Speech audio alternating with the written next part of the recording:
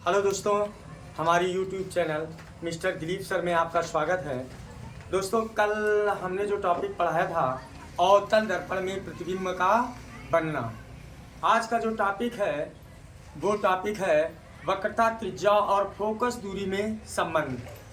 अगर दोस्तों आपको वीडियो अच्छी लग रही हो तो हमारे चैनल को लाइक करिए, सब्सक्राइब करिए।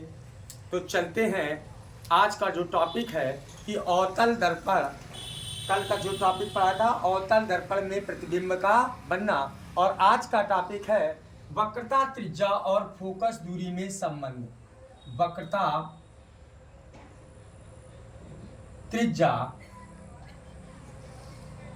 और फोकस दूरी में संबंध। दूरी में संबंध।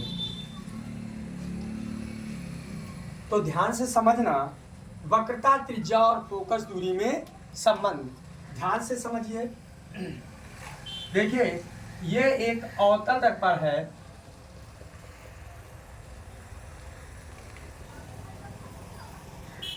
जिसका ये ध्रुव है, ये फोकस है और ये वक्रता त्रिज्या है। वक्रता केंद्र है, यहाँ से यहाँ तक की दूरी को हम फोकस दूरी कहते हैं, और इसे हम किससे प्रदर्शित करते हैं? एफ से प्रदर्शित करते हैं। यहाँ से यहाँ तक की दूरी को हम वक्रता त्रिज्या कहते हैं, और इसे किससे प्रदर्शित करते हैं? आर से प्रदर्शित करते हैं। तो दोस्तों, मान लीजिए M1 M2 एक अवतल दर्पण है जिसका ध्रुव P, फोकस F और वक्रता केंद्र C है। ठीक, जब कोई प्रकाश की किरण इसके मुख्य अक्ष के समांतर होकर और फोकस से होकर क्या हो रही है? गुजर जाती है, तथा दूसरी प्रकाश की किरण वक्रता केंद्र से होकर जा रही है, और ये किसका काम करती है? अभिलंब का कार्य करती है। ध्यान से समझिए, ध्यान से समझिए। माना M1 M2 एक अवतल दर्पण है जिसका ध्रुव P, फोकस F और वक्रता केंद्र C है। ठीक, वक्रता केंद्र क्या है? C है। AB एक प्रकाश की किरण मुख्य अक्ष के समांतर होकर दर्पण के बिंदु B से टकराने के पश्चात फोकस से होकर क्या हो रही है? गुजर रही है, तथा दूसरी प्रकाश की किरण BC अभिलंब का क्या कर रही है? कार्य करती है। इतनी बात समझ में आ गई? तो ध्यान से समझिए, जब यह अभिलंब का कार्य करती है तो ये कोण इस कोण के क्या होता है? बराबर है। कैसे बराबर है? ध्यान से समझिए। ये अवतल दर्पण का दर्पण है, और दर्पण में जब प्रकाश की किरण इससे टकरा रही है, ये प्रकाश की किरण इससे टकरा रही है, ये AB, और ये फोकस से होकर जा रही है, तथा ये अभिलंब का कार्य करती है। तो हमने आपको पढ़ाया था प्रकाश के परावर्तन में कि आपतन कोण परावर्तन कोण के बराबर होता है, इसलिए ये कोण इस कोण के क्या होगा? बराबर होगा।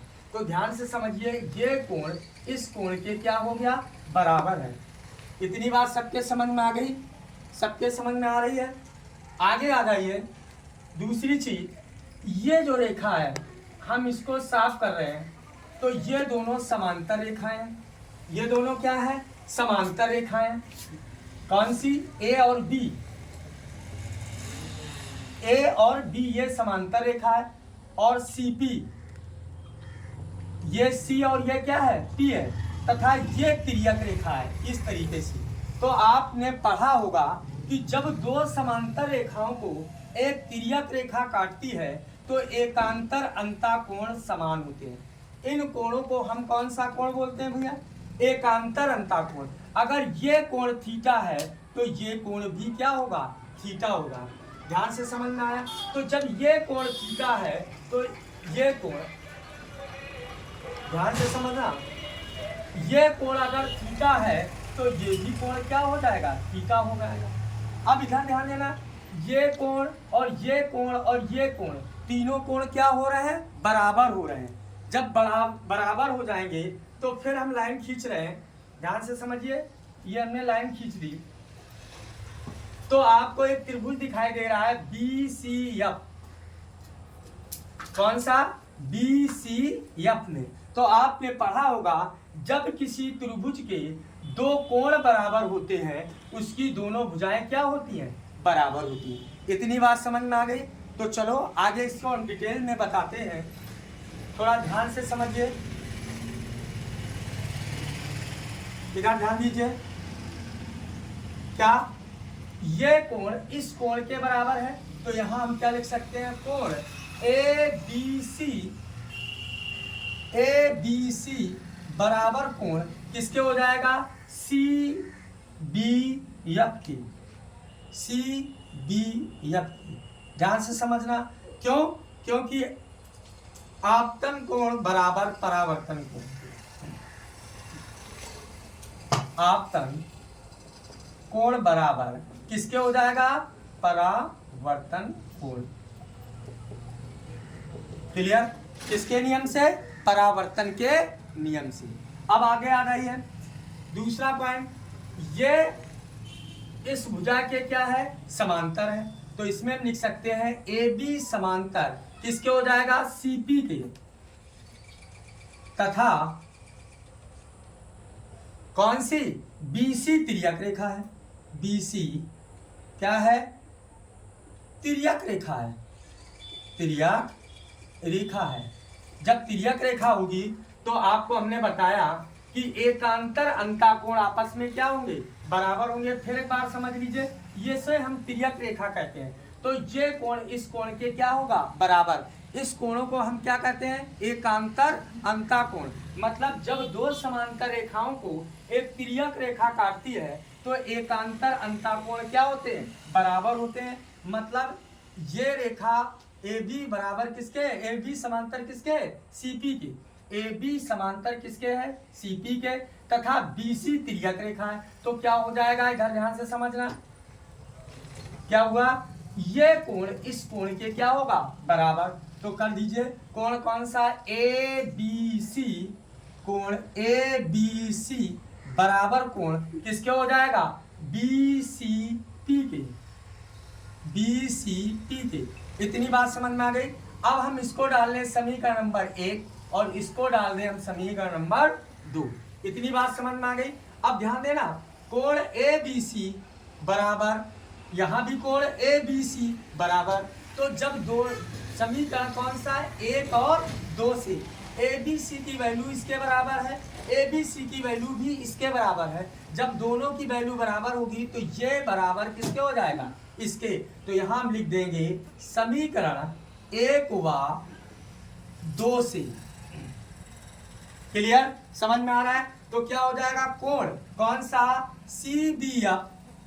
CBF बराबर कोण किसके हो जाएगा? BCP के। इतनी बात समझ में आ गई? तो ध्यान से समझना, इसमें दिया है कौन सा? CBF मतलब ये कोण बराबर किसके हो गया?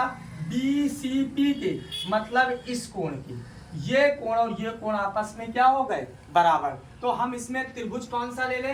BCF में। कौन सा त्रिभुज ले ले? त्रिभुज BCF में। ध्यान से समझना, इसमें हमने ले लिया त्रिभुज BCF में। जब ये दोनों कोण बराबर होंगे तो ये दोनों भुजाएं क्या होंगी? बराबर होंगी। तो हम यहां लिख देंगे ये दोनों कोण बराबर है। समझ में आ रहा है? कौन सा? ये कोण इस कोण के क्या है? बराबर है। तो आपने पढ़ा होगा यदि किसी त्रिभुज के दो कोण बराबर होती हैं तो उसकी दोनों भुजाएं क्या होती हैं? बराबर होती हैं। तो ये भुजा इस भुजा के क्या हो गई? बराबर। तो कर दें, क्या लिख सकते हैं इसमें? CF बराबर किसके हो जाएगा? BF के। इतनी बात समझ में आ गई? ये भुजा इस भुजा के क्या हो गई? बराबर हो गई। अब ध्यान से समझना बच्चों, यहां हमें क्या लिखना है? लिख देंगे दर्पण का द्वारा, दर्पण का क्या लिख देंगे? द्वारा बहुत छोटा है। बहुत क्या लिख देंगे? छोटा है। छोटा है। अतः B के स्थान पर, B के स्थान पर P लेने पर, P लेने पर। अब इधर ध्यान से समझना भैया, द्वारक क्या होता है? द्वारक ये होता है जैसे ये दर्पण है तो दर्पण का ये जो भाग है, इतनी ऊंचाई है, इसे हम बोलते हैं द्वारक। और याद रखना जैसे कोई दर्पण है तो दर्पण इस तरीके का होता है, तो यहां से यहां तक की ऊंचाई, इसको हम कहते हैं द्वारक। तो दर्पण जो होता है बहुत छोटा होता है, जिस तरीके से इस तरीके की प्लेट है और यहाँ से यहाँ तक की ऊंचाई को हम क्या कहेंगे? द्वारक कहते हैं। तो द्वारक बहुत छोटा है, बहुत छोटा भाग होता है, ठीक है। तो इसीलिए बी के स्थान पर हमने क्या ले लिया? पी। तो पी लेने पर तो यहाँ हो जाएगा सी एफ बराबर किसके हो गया? पी एफ के। इतनी बात समझ में आ गई। अब हम दोनों पक्षों में हम क्या क्या जोड़ दें? पी एफ जोड़ने पर यहां लिख देंगे दोनों पक्षों में